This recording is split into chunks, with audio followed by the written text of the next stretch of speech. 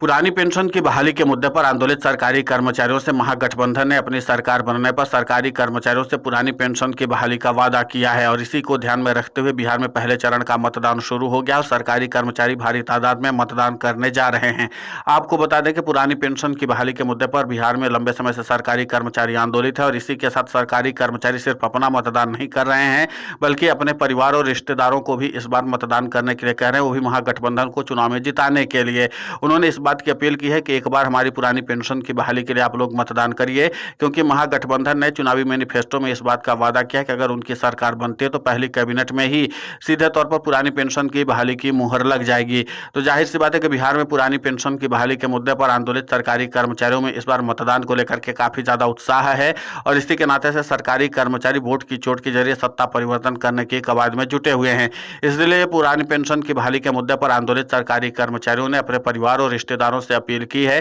कि भारी तादाद में महागठबंधन के पक्ष में मतदान करके उनको जिताएं ताकि हमें पुरानी पेंशन का लाभ मिल सके। इसी के साथ आपको बता दें कि पुरानी पेंशन की बहाली के मुद्दे पर आंदोलित सरकारी कर्मचारियों का आंदोलन लंबे समय से चलता रहा बिहार में और इसी की वजह से बिहार में लगातार एंटी इनकम्बेंसी का माहौल भी देखने को मिल रहा था एनडीए के खिलाफ। इस बार बिहार में सरकारी कर्मचारी किसी भी हाल में सत्ता परिवर्तन करने की कवायद में जुटे हुए हैं और इसी बात को ध्यान में रखते हुए महागठबंधन ने इस बार सरकारी कर्मचारियों पर सबसे बड़ा दांव खेला है, यानी कि सरकारी नौकरी से लेकर के सरकारी कर्मचारियों पर सीधे तौर पर महागठबंधन ने चुनावी दांव खेला और उसका इंपैक्ट भी देखने को अब मिल रहा है कि इन वर्ग ने सीधे तौर पर महागठबंधन को अपना लिया है। अब देखना महत्वपूर्ण होगा कि जिस तरीके से मतदान में सरकारी कर्मचारियों ने अपना उत्साह दिखाया है और उसी के साथ सरकारी कर्मचारी इस बात का संदेश देने की कवायद में जुटे हुए हैं कि इस बार बिहार में सत्ता परिवर्तन करना है और इसका इंपैक्ट जाहिर सी बात है कि अगर बिहार में एनडीए की सरकार को नुकसान होता है तो फिर सीधे तौर पर केंद्र की मोदी सरकार को भी इसका खामियाजा भुगतना पड़ जाएगा। तो बिहार में सत्ता परिवर्तन करने के लिहाज से भी इस बार मतदान पड़ रहा है, इसलिए सुबह की शुरुआत जो होती है तो भारी तादाद में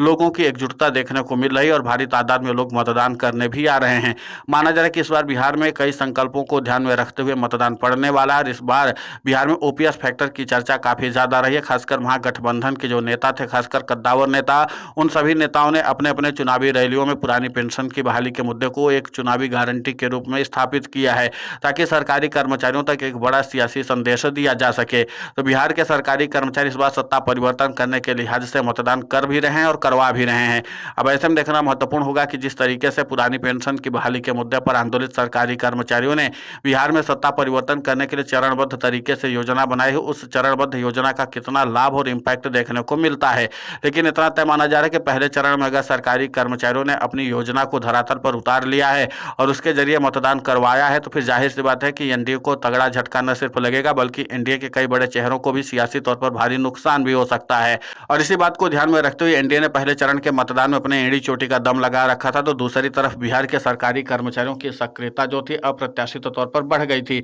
बिहार में सरकारी कर्मचारियों ने जन जागरूकता अभियान से लेकर के तमाम तरह की रणनीति अख्तियार की थी और इस बात को सुनिश्चित करने के लिए की थी कि किसी भी तरीके से हमारा वोट बैंक छिटकना नहीं चाहिए। इसलिए महागठबंधन के कार्यकर्ताओं से लेकर के सीधे तौर पर पुरानी पेंशन की बहाली के मुद्दे पर आंदोलित सरकारी कर्मचारियों ने व्यापक रणनीति के तहत ही सत्ता परिवर्तन करने के लिए योजना बनाई है। ये सत्ता परिवर्तन करने का जो संकल्प सरकारी कर्मचारियों का है वो देखने लायक होगा कि इस बार सरकारी कर्मचारी बिहार में सत्ता परिवर्तन कर पाते हैं या नहीं, यानी कि वोट की चोट के जरिए सरकारी कर्मचारी सत्ता परिवर्तन करने में सफलता हासिल करते हैं या नहीं। आपको बता दें कि महागठबंधन के कई शीर्षस्थ नेताओं ने पुरानी पेंशन की बहाली के मुद्दे को न सिर्फ पुरजोर तरीके से उठाया बल्कि सरकारी कर्मचारियों को इस बात के लिए आश्वस्त भी किया कि हम लोग अगर सत्ता में आते हैं तो आपको पुरानी पेंशन का न सिर्फ लाभ ही दिया जाएगा बल्कि सरकारी कर्मचारियों की अन्य जो मांगे हैं उसको भी पूरी तरीके से पूरा किया जाएगा। तो अब देखना महत्वपूर्ण होगा कि जिस तरीके से पुरानी पेंशन की बहाली के मुद्दे पर सरकारी कर्मचारियों ने अपनी एकजुटता को दिखाया है और इस बात का संदेश देने की कोशिश की है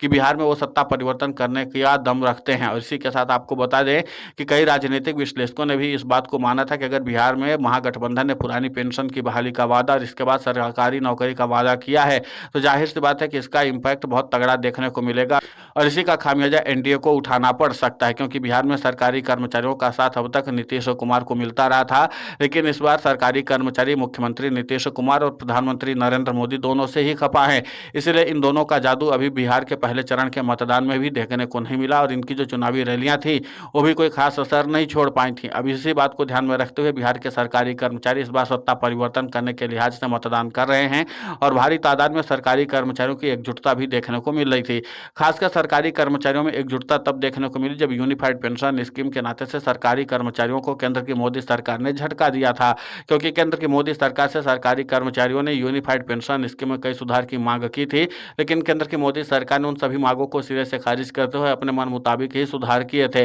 अब पुरानी पेंशन की बहाली के मुद्दे पर आंदोलित सरकारी कर्मचारियों ने कहा कि हम वोट की चोट के जरिए केंद्र की मोदी सरकार को समझाने की कोशिश करेंगे कि किस तरीके से सरकारी कर्मचारी सबक सिखाने का काम कर सकते हैं। तो इस बार बिहार की पूरी सरकारी मशीनरी जो है पूरी तरीके से ओल्ड पेंशन स्कीम के पक्ष में है और वो लोग चाहते हैं कि महागठबंधन चुनाव जीते, जिसके नाते से उनको पुरानी पेंशन का लाभ मिले। और सरकारी कर्मचारी अपनी पुरानी पेंशन के लिए लगातार संघर्ष करते रहते और लगातार प्रधानमंत्री नरेंद्र मोदी से लेकर के बिहार के मुख्यमंत्री नीतीश कुमार से अपील करते रहते कि आप हमारी पुरानी पेंशन की बहाली कर दीजिए, लेकिन तब न इन बातों पर ध्यान प्रधानमंत्री नरेंद्र मोदी ने और न ही मुख्यमंत्री नीतीश कुमार ने दिया था। अब इसी के नाते से सरकारी कर्मचारियों का गुस्सा भी सातवें आसमान पर है। सरकारी कर्मचारी बिहार में सत्ता परिवर्तन करने के लिहाज से ही पूरे समीकरण पर काम कर रहे हैं। अब सरकारी कर्मचारियों का ये ओपीएस फैक्टर इस बार बिहार में चर्चा का तो विषय बना रहा, लगातार पॉलिटिकल टॉक का विषय भी बना रहा और कई जगह पर इस पर चर्चाएं भी हुई और इस बात पर भी जोर दिया गया कि क्या सरकारी कर्मचारियों की पुरानी पेंशन की बहाली संभव है। बिहार में सरकारी कर्मचारियों की डिमांड सबसे ज्यादा रहती है और इसी के नाते से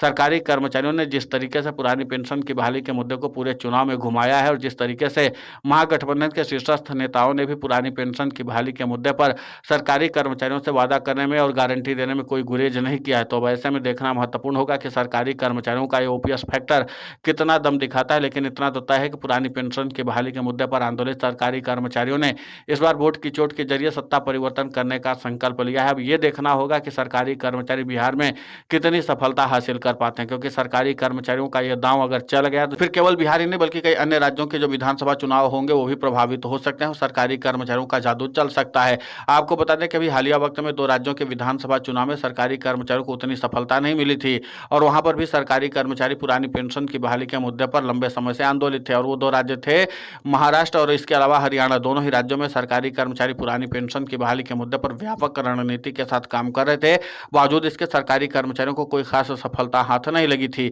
इसीलिए इस बार सरकारी कर्मचारियों ने योजना और चरणबद्ध तरीके से काम करने का फैसला किया और सरकारी कर्मचारियों ने घर घर में और गली गली में घूम करके अपने पुरानी पेंशन की बहाली के मुद्दे के इम्पैक्ट को दिखाने की कोशिश की है। अब देखना महत्वपूर्ण होगा कि सरकारी कर्मचारियों का ये ओपीएस फैक्टर बिहार में क्या करिश्मा करता है, क्या वाकई महागठबंधन की जीत होती है और अगर महागठबंधन की जीत होती है तो क्या महागठबंधन वाकई पुरानी पेंशन की बहाली कर देगा, क्योंकि महागठबंधन की ओर से यही वादा किया गया है कि अगर बिहार में महागठबंधन की सरकार बनती है तो सीधे तौर पर पुरानी पेंशन की बहाली की जाएगी। फिलहाल इस पूरे घटनाक्रम को लेकर के आपकी प्रतिक्रिया बहुत महत्वपूर्ण होती है, आप हमें कमेंट करके जरूर बताएं। साथ ही पुरानी पेंशन की बहाली के मुद्दे पर हम लगातार आंदोलित होकर के खबरें चला रहे हैं। आप हमारे समर्थन के लिए चैनल को सब्सक्राइब करें, खबर को ज़्यादा से ज़्यादा शेयर करें ताकि पुरानी पेंशन की बहाली का मुद्दा और बुलंद हो।